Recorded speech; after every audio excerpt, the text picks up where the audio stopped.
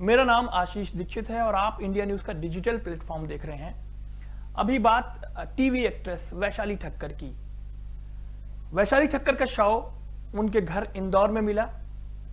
वैशाली जानी मानी TV actress थी, उन्होंने कई पॉपुलर शोज में काम किया, लेकिन उनका शव आज अचानक उनके घर पर मिला, जिसके बाद हड़कंप मच गया। सोशल मीडिया पर उनकी तस्वीरें पोस्ट होने लगी और तरह तरह की बातें होने लगी।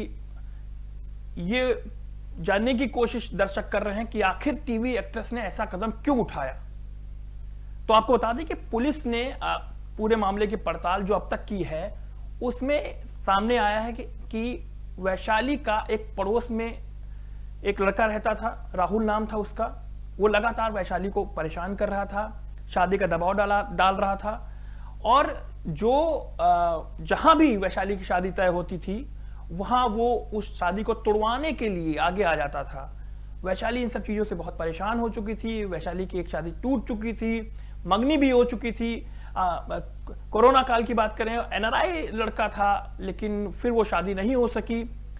पुलिस अब इस पूरे मामले की तहकीकात कर रही है कि आखिर बात क्या है। पुलिस को वैशाली के फोन से कुछ चीजें मिली हुई हैं। बताया जा रहा है कि कुछ सुसाइड नोट में भी कुछ मिला हुआ है पुलिस को।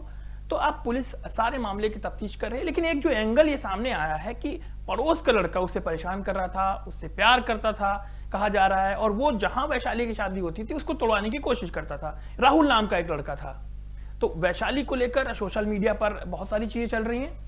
अब पुलिस इसकी तफ्तीश कर रही है कि आखिर मौत की वजह क्या थी। लेकिन सभी लोग शॉक्ड हैं कि 30 साल की उम्र में वैशाली ने आत्महत्या जैसा कदम क्यों उठाया, कि ऐसी क्या वजह रही होगी कि वैशाली को यह कदम उठाने पर मजबूर होना पड़ा।